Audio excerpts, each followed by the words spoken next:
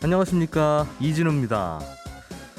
요즘 우리나라 주식시장이 요 며칠 단기 조정을 받는 모양새죠. 지난주에는 3,100선 사수에 실패를 했고, 그러다 보니까 주간 단위로는 올해 들어서 첫 마이너스 수익률을 기록했습니다.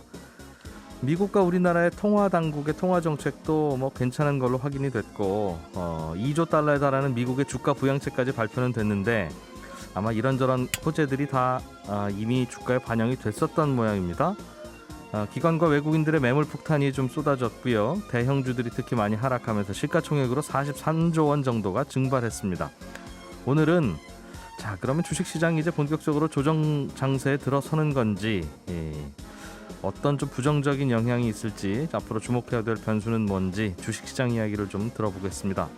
1월 18일 월요일 손에 잡히는 경제 광고 듣고 바로 돌아오겠습니다. 경제 뉴스들 중요한 것들 좀 챙겨 들어보겠습니다. 오늘은 조인디의 고란 기자, 어서 오세요. 네, 안녕하세요. 이제 지난 1년 동안 주식시장이 많이 올랐는데, 지난해에 개인 투자자들이 사들인 우리나라 주식, 해외 주식을 다 더해봤더니 100조 원 가까이 됐네요. 100조 원을 넘겼습니다. 해외까지 합치면요. 예. 지난해 1월부터 이달 15일까지 금요일까지 집계를 해봤더니 102조 2천억 원입니다. 국내 시장에서 77조 8천억 원 샀고요. 예. 해외도 만만치 않게 샀습니다. 21조 7천억 원 사들였고요. 더 놀라운 건 올 들어서 10영업일이 있었거든요. 16조 7천억 원을 샀습니다. 지난해 전체 매입 자금의 약 20% 수준에 달하는 걸 10영업일 동안에 샀다는 얘기죠. 새해 들어서 주식 사야지라고 생각했던 분들이 꽤 많았던 거예요. 네, 맞습니다. 그렇죠? 보통 헬스클럽 등록 이렇게 하잖아요. 그렇죠. 연초에 몰아서. 네. 이런데도 불구하고요. 더 놀라운 건 증시 대기자금이라고 있잖아요. 투자자 예탁금. 사실 여기에 대기자금을 넣어놓고 있다가 주식을 사면 대기자금이 줄어야 됩니다. 근데 여전히 60조를 웃돌고 있는데요. 14일 기준으로 한 68조 원 정도 됩니다. 지난해 같은 기간과 비교하면 142% 늘어난 거고요. 예. 12일 기준으로는 무려 74조 원에 달했습니다. 게다가 여기에 더해서요. CM이라고 아무 때나 주식으로 넣을 수 있는, 아무 때나 넣었다 뺄 수 있는 이 돈이요. 이게 14일 기준으로 또 63조 원 정도 됩니다.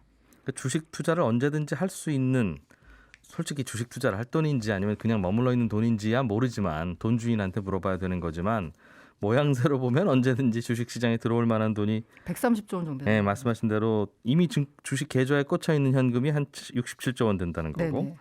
언제든지 주식 계좌로 넘기면 쓸 수 있는 돈이 63조 원 정도 되고, 정기예금에 들어있긴 하지만 이자 얼마나 된다고 얼른 깨고 주식 사야지 할 수 있는 것 살 수도 있으니까, 그 돈도 네. 언제든지 주식시장에 들어오면 들어올 수 있는 돈이잖아요. 그렇죠. 그래서 돈이 어디서 났냐 도대체 개인들 돈이라고 보면 머니 무브라는 말을 많이 쓰는데요. 예. 5대 시중은행 기준으로 14일 기준 정기예금 총 잔액이 약 631조입니다.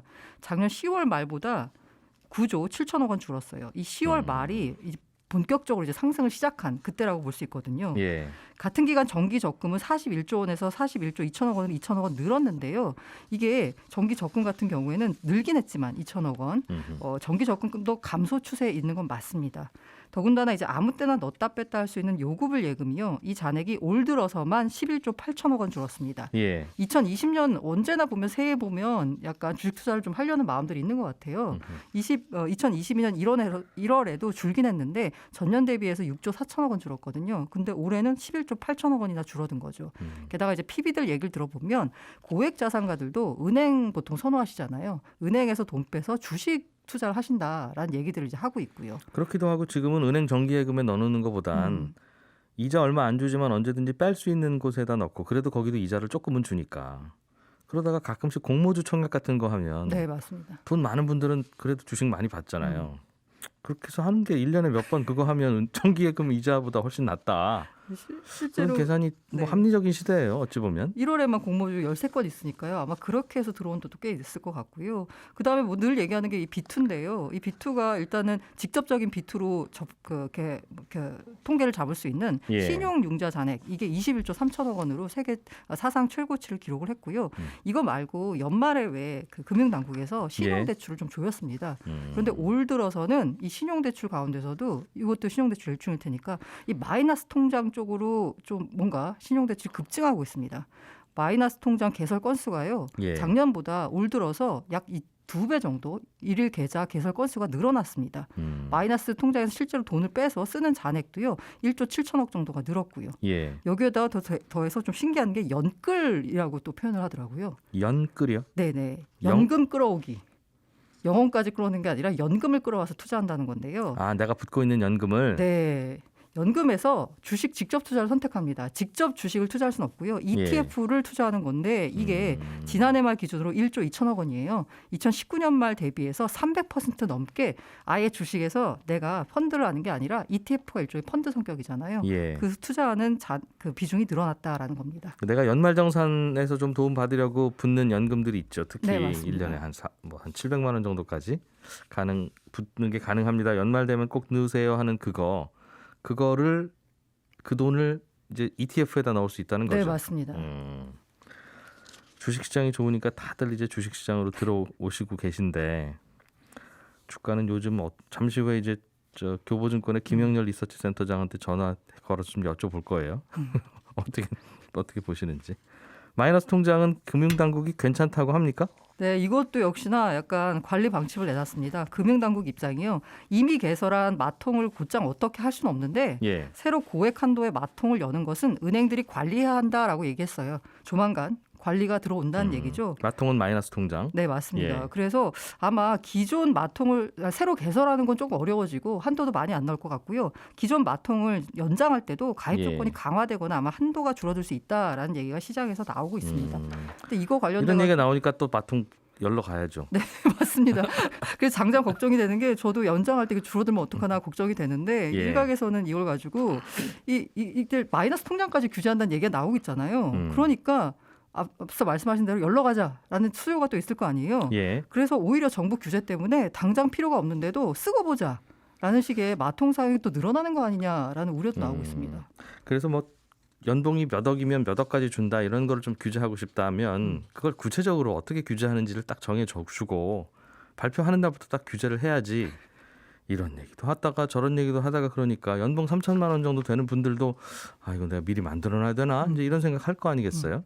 그러니까 그건 계속 줄 건지 아니면 그것도 막으려면 얼른 막든가 그런 말씀이죠. 네네. 코로나19가 불러온 여러 가지 경제 분야의 여러 우려 중에는 양극화라는 것도 분명히 있는데 통계가 몇 가지 뒷받침을 하는 모양이에요. 네, 12월 기준으로 통계청이 봤더니요. 일을 그만둔 지 1년 미만이 된 비자발적 실업자. 1년 예. 미만 정도니까 코로나19 여파가 직접적으로 영향을 미쳤다고 볼 수 있죠. 예. 219만 6천 명에 달았습니다. 이게 실업 통계를 개편한 2000년 이후 역대 최대치입니다. 그 매달 중순 이제 경제활동 인구에서 실업자와 비경제활동 인구 가운데 실직자와 실직 시기, 실직 사유를 파악을 해가지고 비자발적 실업자를 이렇게 분류하거든요. 스스로 사표낸 게 아니라 정리당한 거죠. 네, 맞습니다. 뭐 임시적, 계절적 일이 완료가 110만 명 정도 되고요. 예. 일거리가 없어서 이런 분들이 한 48만 명 정도 되고요.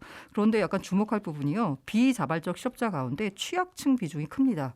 실직 전에 어떤 근로 형태였냐를 봤더니 임시 근로자가 40%였고요. 예. 일용 근로자가 23%, 반면 상용 근로자, 우리가 보통 한 정규직이라고 하는 게 18% 정도에 달해서 임시 근로자나 일용 근로자 비중이 훨씬 컸습니다. 정규직 상용 근로자는 비자발적으로 실직을 하도록 만들기가 어려우니까요.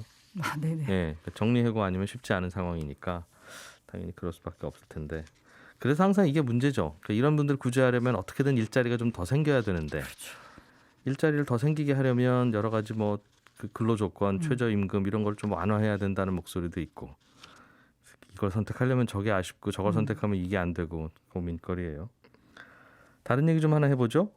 백화점들 중에도 요즘은 장사 잘 되는 백화점도 있고 장사 잘 안 되는 백화점도 있는데 명품 브랜드들이 많이 들어와 있으면 장사 잘 되더라? 뭐 그런 통계가 있습니까? 네, 당연히 코로나 때문에 오프라인 장사 안 됐을 것 같은데요. 예. 백화점 가운데서도 백화점 전체 매출은 보니까 전년보다 4.7% 줄었습니다. 지난해. 그런데 유독 그 3대 명품 브랜드 에루샤라는 표현을 쓰는데요. 에르메스, 루이비통, 샤넬 이게 모두 입점한 강남점, 부산 센텀시티점 뭐 이런 데들이요. 이런 백화점이 꼭 6곳 정도가 있는데요. 예. 다 매출이 늘었어요. 거기들은 늘었더라? 네, 이게 실제로 이제 봤더니 그 부산 같은 경우인데 부산의 신세계 센텀시티점과 롯데 센텀시티점이 있는데 신세계는 에루샤가 있거든요. 그러니까 늘고 에이, 롯데는 없고. 이건 이런 브랜드가 있어서 매출이 올라간 게 아니라 네네. 매출이 많이 늘어나는 곳은 그 동네에 소득 많은 분들이 많이 사는 것이고. 아니죠. 제가 말씀드린 예. 대로 이 부산 같은 경우에 길을 마주보고 있어요. 예. 근데 롯데에는 에루샤가 없거든요. 예. 마이너스 19%. 반면 신세계는 에루샤가 있습니다. 7.5% 증가했습니다. 그러니까 이게 일종의 부적 같은 거예요. 백화점 입장에서는. 네네. 아무튼 잘 들었습니다. 조인대의 고란 기자였습니다. 고맙습니다. 네, 감사합니다. 알아야 될 것들 많이 안내를 해주고 눈높이에 딱 맞는 만인의 경제 과외 선생님. 다음 순서는 친절한 경제입니다.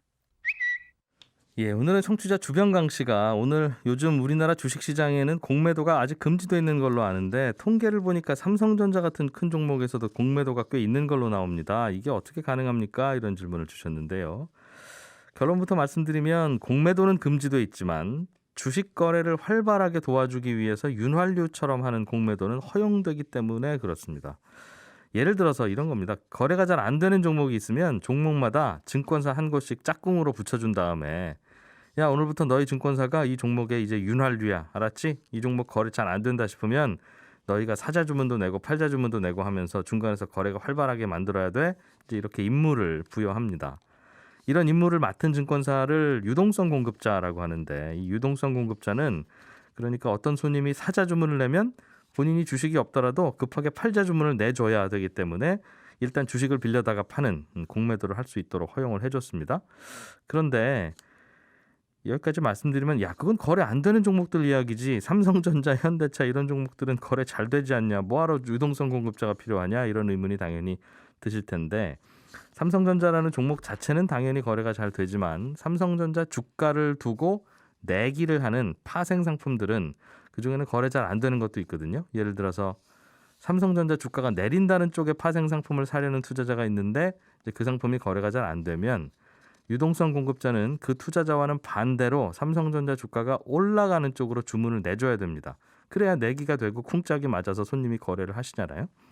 그런데 삼성전자 주가가 오르는 쪽으로 내기를 한 이 유동성 공급자도 속으로는 불안합니다. 손님이 내기하자고 해서 받아주기는 했는데 그래서 손님하고 반대로 삼성전자 주가가 오른다는 쪽으로 걸기는 했는데 혹시라도 주가가 진짜 내리면 이제 큰 손해를 보게 되니까 이제 유동성 공급자는 보험을 하나 들어놓기 위해서 삼성전자 주가가 내리면 자기가 이익을 볼 수 있게 공매도를 미리 해두는 겁니다. 그래서 공매도가 삼성전자에서 나오는 거고요. 이게 좀 뭐 쉽게 이해하자면 어느 날 이런 겁니다. 부장님이 야 김대리 이번에 한국 축구가 러시아 이길 것 같은데 나랑 10만 원 내기 할래? 그러면 김대리는 속으로 야, 부장님이 내기 하자니까 이거 안 할 수는 없고 그럼 나는 러시아가 이긴다고 걸어야 되는데 나도 러시아 질 것 같은데 이런 생각을 하는 거예요. 그러면 부장님하고 내기에서는 러시아가 이긴다고 어쩔 수 없이 걸어놓고 이제 옆 부서 박대리한테 가서는 내기를 하자고 해서 러시아 지는 쪽에 걸어놓으면 이제 경기 결과와 무관하게 김대리는 돈을 잃지도 않고 벌지도 않겠죠. 이제 그런 거래를 유동성 공급자가 한다는 뜻입니다. 친절한 경제였습니다. 네, 우리나라 주식시장이 지난주 금요일에 거의 2%가량 떨어지면서 주가지수도 3,100선을 내줬습니다. 어떻게 봐야 되는지 교보증권의 김형렬 리서치센터장을 전화로 연결했습니다. 안녕하십니까? 네, 안녕하세요. 이게 지난주 금요일 날 낙폭이 작년 10월 말 이후에 하루 낙폭 중에는 제일 컸다면서요? 네, 그렇습니다. 지난 연말 이후에 질주를 이어가던 국내 증시가 지난주 주간 수익률 기준으로는 11주 만에 하락을 하게 되었는데요. 한때 3,200선을 상회했었던 증시가 3,100선 아래로 내려오면서 다소 좀 투자자들의 불안감이 커질 수 있을 만한 현상이 지난 금요일에 발생을 했습니다. 어떻게 보세요? 이게 뭔가 조정을 받을 이유가 충분히 있고 해서 좀 조심해야 되는 시기입니까? 아니면 아직은 좀 더 지켜볼까요? 지난주의 반응은 어떤 악재가 시장에서 등장했다는 의미보다는 오히려 호재가 어느 정도 가시화되면서 나타났었던 현상인 것 같은데요. 흔한 이 증시 격언에서처럼 소문에 서서 뉴스에 팔라라는 어떤 분위기가 지난 주말 조금 연출되지 않았느냐라고 보여집니다. 거래 대금이 폭주하고 특히 핵심 블루칩 종목으로 주가가 급등하면서 다소 매물 저항을 받지 않던 상황에서 후발 매수주자들이 뒤따르지 못했었던 점 등이 낙폭을 키우는데도 일조했었던 것으로 보여집니다. 뭔가 좋은 뉴스가 나와서 오히려 내렸다는 말씀이십니까? 그렇죠. 우선은 지난 연말 이후에 현재 장세가 계속 질주할 수 있었던 이유 중에 하나는 이 백신 보급 이후의 경제 정상화에 대한 기대, 그리고 바이든 정부 출범에 따른 이 경기 부양 정책에 대한 촉진 등에 대한 기대 등을 계속 갖고 있어 왔었는데요. 지난주 이후로 이제 주요국 백신 보급 관련 소식 등은 이미 다 전해졌었고, 바이든 정부에서 약 1조 9천억 달러의 경기 부양 정책이 발생할 것이다라고 얘기되었지만 그 요인에서 다소에 대한 어떤 저항을 받았었던 것으로 보여집니다. 그렇군요. 뭔가 기대하고 있던 거는 이제 다 뉴스에는 반영이 돼서 지금부터 오르는 게 아니라 주가에는 미리 많이 반영이 됐다고 투자자들이 생각한다는 뜻인 모양입니다. 그렇습니다. 특히 지난 한 주 동안 개인 투자자들은 약 9조 8천억 원의 매수세를 보여주었었고요. 예. 여기에 외국인과 기관 투자자들이 조금 호흡을 맞춰주었어야 되지만 이들에 대한 매물 저항 등이 좀 매수세에 대한 어떤 분산 영향 등으로 시장에 부정적 영향을 주었던 것으로 평가됩니다. 그렇군요. 그러면 좋은 소식들은 다 주가에 반영되어 있으면 앞으로 추가로 더 좋은 소식이 나오기 전에는 주가 오를 일이 없다는 생각들을 한다는 건데, 투자자들이 앞으로는 그럼 좀 더 그렇죠. 조정이 좀 이어질 걸로 봐야 되겠습니까? 네, 우선은 현재 주식시장의 확장 국면이 끝났다라고 볼 수는 없을 겁니다. 여전히 경기가 어떤 경기의 방향성은 정상화에 접근하는 리플레이션 단계에 있다라고 볼 수가 있거든요. 다만 지금은 속도에 대한 문제가 있다 판단해 볼 수가 있고, 현재 3천선을 상회한 이후에 거래가 상당히 많이 집중되었었던 것들을 우리가 극복해내야 된다는 점인데요. 결국은 지금 속도의 문제를 조정한 이후에 현재 진행되는 경기 방향성과 동행하는 모습을 확인하는 과정이 필요할 것 같습니다. 말씀대로 그렇게 전체적으로 상승세는 유지되면서 잠깐 쉬어가는 거라면 뭐 매일매일 거래하는 투자자들만 아니면 괜찮을 텐데, 네, 주식시장이라는 건 내리고 나면 아이고 그때가 고점이었네, 뒤늦게 알게 되지, 이게 모르잖아요. 보시기에는 주식시장의 상승세 또는 표현하신 대로 확장 국면이 계속되고 있다는 건 어떤 근거에서 그렇게 판단할 수 있습니까? 우선 이제 최근에 투자자들의 기대가 과연 실물 경제에서 바뀌는 어떤 변화로서 우리가 접근할 필요가 있겠는데요. 현재 어떤 침체 환경을 극복하기 위해서 여러 성장 요인과 성장 목표 등을 현재 정책 그리고 기업들이 설정하고 있는 상태이죠. 그런 목표의 어떤 가시성을 높일 수 있을 만한 변화가 실제로 구현되게 된다면은 이제는 모멘텀의 지지를 받으면서 주가가 상승할 수 있는 여지 등이 있다는 뜻입니다. 이미 지난해 이후에 이 팬데믹 상황을 극복하기 위해서 여러 노력을 해왔었던 기업들이 실제 기업 실적 측면에 있어서의 변화 등을 우리가 확인해 주었었던 만큼 올해 들어서 이제 이 침체 환경을 극복하기 위해서 새로운 목표를 제시하고 있는 우리 기업들이 그런 목표에 부합되는 실제 변화를 투자자들에게 보여줌으로써 현재의 높은 주가 수준을 설명할 수가 있게 된다는 점이죠. 다만 이런 것이 확인하는 데 있어서 시차가 발생되는 만큼 그 속도 조정에 있는 과정이 현재 위치다라고 보시면 될 것 같습니다. 기업들의 실적이 올해 상반기, 하반기 발표되는 거 보면 계속 좋을 것이다. 그러니 주가 상승세는 계속되지 않겠느냐, 그 말씀이군요. 네, 그렇습니다. 기업들 실적이 앞으로 계속 좋을지는 어떻게 알아요? 네, 우선은 지난 하반기 이후에 우리 상장기업들에 대한 실적이 좋아지고 있는데 특히 지난 하반기 우리 상장기업 실적에서의 주요한 특징은 여전히 영업 환경이 좋아지지는 않았지만 상당히 공격적인 비용 절감 노력 등으로 인해서 수익성을 많이 개선시켜 놨다라는 거죠. 이런 변화의 과정에서 물가 상승 압력이 강해지고 소비에 대한 촉진 효과가 나타나게 될 경우에 생각보다 우리 기업들의 이익 모멘텀이 상당히 강화될 수 있는 여지 등이 있다는 점입니다. 이런 팬데믹 환경이 만든 우리 기업들의 어떤 생산성 그리고 수익성 강화에 대한 어떤 변화 등을 조금 더 희망적인 시각에서 기다릴 필요가 있고 다소 조금 주식시장이 선제적으로 반영되었었던 측면만 조정해 나가게 된다라면은 그 같은 구조적인 변화를 확인할 수 있는 시기는 분명히 예고되어 있다라고 예상이 됩니다. 그러면 기업 실적들이 좋아지는 것까지는 서로 받아들이더라도 기업 실적이 좋아지는 폭이나 정도와 그동안 주가가 많이 오른 것을 감안하면 그조차도 다 반영되어 있는 건 아닌가 하는 걱정은 좀 덜해도 됩니까? 뭐 반영이 되어 있더라도 그게 꼭 나쁘진 않다는 점이죠. 어느덧 지금 투자자의 눈높이가 상당히 많이 높아져 있다라는 것을 우리가 생각해야 되겠는데요. 예. 3,000선 이상이면은 투자하기가 좋고 이 이하로 내려가면 어렵다라고 생각하시기보다는 이미 우리 증시의 절대 레벨이 올라갔고 시장의 유동성이 풍부하다라는 것을 먼저 생각해 두실 필요가 있다는 점입니다. 당장 지수로서의 수익률이 내기는 쉽지 않아졌더라도 그 내부의 좋은 기업들은 투자자들에게 기대했던 수익률을 안겨줄 수 있다라는 어떤 관점에서 당분간 어떤 시장의 관심 종목 등을 압축해 나가는 그런 선택 등이 필요한 시기가 될 것 같습니다.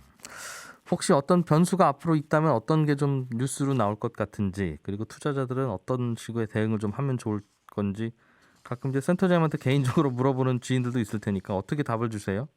네, 우선은 가장 실물의 변화를 우리가 체크하는 것이 중요하다고 보고 있고요. 최근에는 우리 실물 경제에 대한 변화가 그렇게 빠르지 않은데 자본시장의 반응이 훨씬 더 빨랐던 점 등을 우리가 체크해 볼 수가 있습니다. 다소 우려했었던 부분이 얼마나 많이 제거되었는가, 또 내부에 그동안 드러나지 않았었던 무증상 경기 침체 요인이 있지는 않은지 이런 내용들을 우리가 체크해 나가면서 접근하는 것이 가장 중요해 보이고요. 주식시장에서의 정점은 경기의 정점과 대체적으로 그 시기가 비슷한 시기에 발생되는 것들로 알려져 왔었습니다. 당분간 실물 경제에 대한 동향들을 체크하는 것이 중요할 것 같습니다.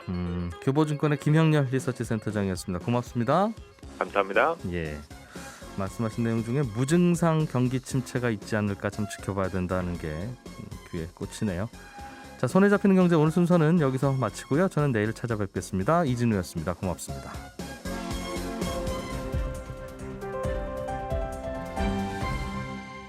경제를 생각하는 사람들의 즐거운 습관. 이진우의 손에 잡히는 경제.